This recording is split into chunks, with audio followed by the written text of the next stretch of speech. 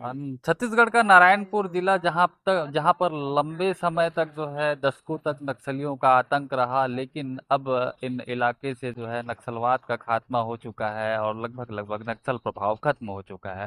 और इसी के तहत जो है जो अबूझमाड़ का इलाका है, जब वहां पर नक्सल दबाव हुआ करता था तो वहां के लोगों का जो आवश्यक दस्तावेज है वो नहीं बन पाता था, और कई बार जो है नक्सलियों के द्वारा प्रतिबंध लगाया जाता था, चाहे वो मोबाइल पर हो, चाहे जो है शासन की योजनाओं का लाभ लेने के लिए हो, या फिर आवश्यक दस्तावेज बनाने के लिए।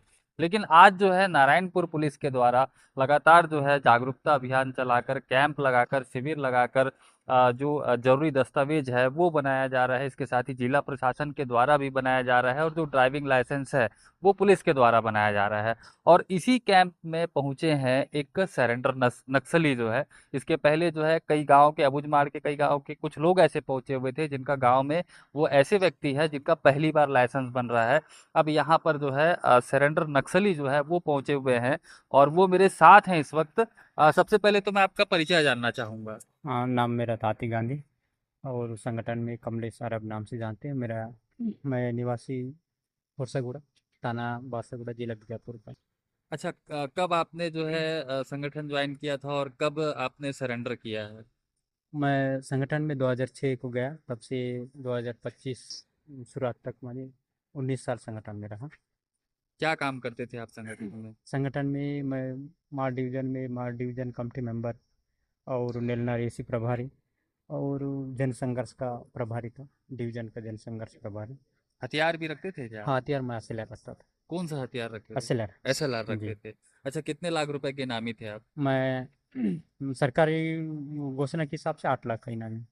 आज ये जो कैंप लगा है, शिविर लगा है, ये किसके द्वारा आयोजित किया गया है, और आप यहाँ पर क्या किन कार्यों के लिए पहुंचे हुए हैं? हाँ, मैं यहाँ पे हम लोग इसके पहले भी हम सुना कि यहाँ का जिला पुलिस एक माड़ मैत्री अभियान चालू किया है। माड़ मैत्री अभियान मतलब माड़ जनता से दोस्ताना कैसा किया जाए, इसके बारे में भी अधिकारियों ने हमें क्लास बताया। हम्म। और उसके साथ साथ अभी आज यहाँ पर खुला है ड्राइविंग लाइसेंस, और उसी को बनाने में आया हूँ। अच्छा, गाड़ी है आपके हाँ, पास? मैं गाड़ी कर। सरेंडर करने के बाद जो है शासन की योजनाओं के तहत कौन कौन सा लाभ आपको मिला है? हाँ, मैं सरेंडर करने के बाद वो सरकारी हिसाब से डॉक्यूमेंट बनाना, सारे डॉक्यूमेंट बना लिए। हम्म। आधार कार्ड, राशन कार्ड या जाति वगैरह सब बना लिया मैं। नक्सल संगठन में थे तब जो है वहां पर जंगल में किस तरीके से आप सरवाइव करते थे, और अब जब मुख्य धारा में लौटे हैं तो कितना संतुष्ट हैं, और आपको क्या क्या सुविधाएं और अंतर देखने को मिल रहा है? हाँ, अंतर बोले तो वहाँ से यहाँ बहुत फर्क है। और वहाँ पे आना, हम लोग जंगल में रहते थे, खाना पीना या रहना या तो किसी के दबाव में वहाँ पे खुले आज़ादी से बात करने जो भी नहीं होता था। अब यहाँ पे मैं आया ना, मैं अपने मन से रहना, सोना पीना जो भी हूँ यहाँ गुजर बसर कर रहा हूँ। और वहाँ एक तो खान पान में भी ऐसी अ, जंगल से जो भी वैसे मिलता है उसी पर आधार होके कम ज़्यादा खाना होता है। अभी तो यहाँ अपने हिसाब से भरपूर खाता हूँ।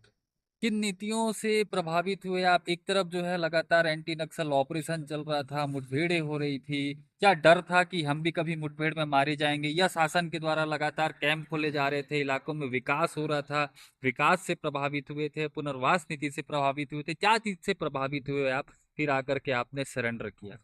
इसमें एक तो केंद्र राज्य सरकार एक डेडलाइन जारी किया है, 2025 26 मार्च मार्च तक वो 26 का? खत्म करना। उसी हिसाब से उसी दिशा पर सरकार ने आने सारा काम उसी हिसाब से काम किया है। जैसे आपसे किया है रोड पुल या तो कैंप बिछाना, उसी सब आपसे किया है। तो हमारे ऊपर मतलब नक्सलियों के ऊपर भी वो उनका अटैक होता तो बहुत भारी संख्या में हम लोग शहीद होते थे, मरते थे। हम्म। तो उस हिसाब से एक दिन हम भी तो मरना निश्चित हो गया। तो मतलब ये भय बन गया जो हाँ है कि भैया, कभी ना कभी हम मारे डर था। जाएंगे।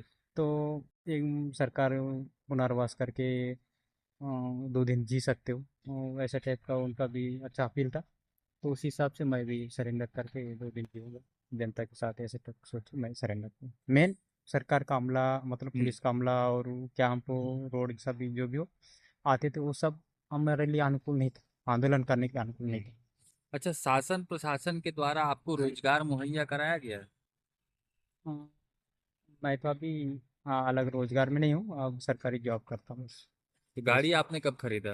गाड़ी मैं 25 मार्च।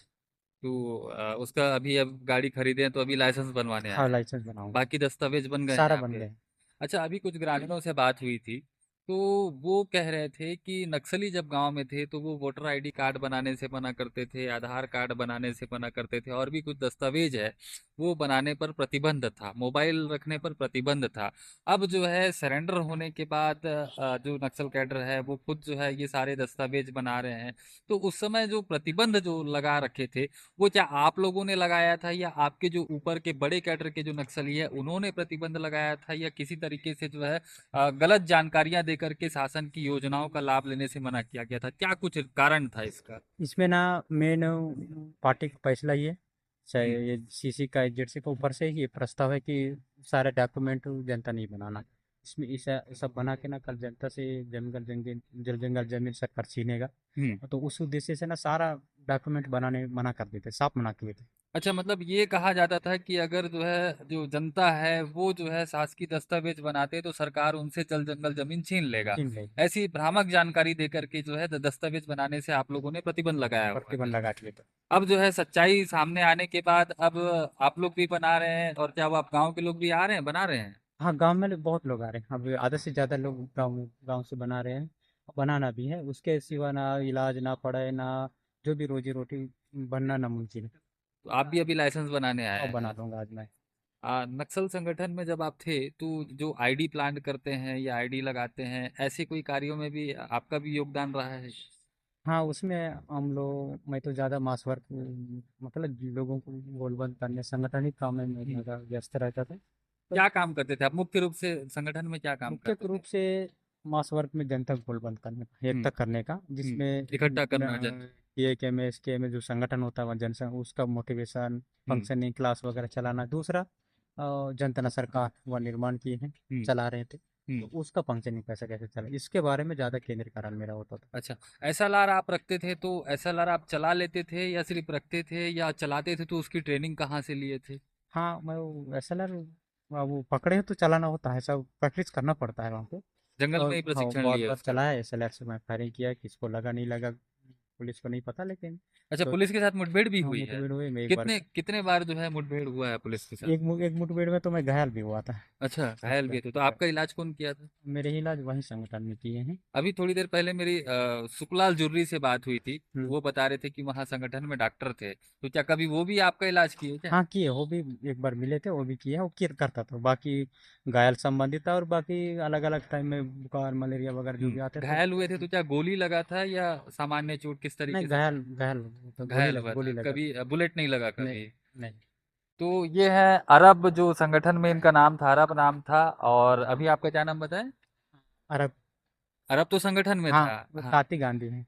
कार्तिक गांधी। ताती गांधी। ताती गांधी, ये ताती गांधी है, जो कि बहुत सारी नीतियों से जो है दबावों से प्रभावित होकर सरेंडर किए हैं। उसके बाद सरकार के द्वारा इन्हें रोजगार मुहैया करा दिया गया है। अब अपनी आमदनी से इन्होंने जो है एक मोटरसाइकिल खरीदा है, और पुलिस के स्कैम में जो है उसका लाइसेंस बनाने के लिए आए हैं। तो कहीं ना कहीं जो है अब नक्सलवाद के खात्मे के बाद नारायणपुर जिले की और खास करके अबूझमाड़ के इलाकों की जो है तस्वीर बदलने लगी है, और लगातार यहाँ पर विकास कार्य होने लगे हैं।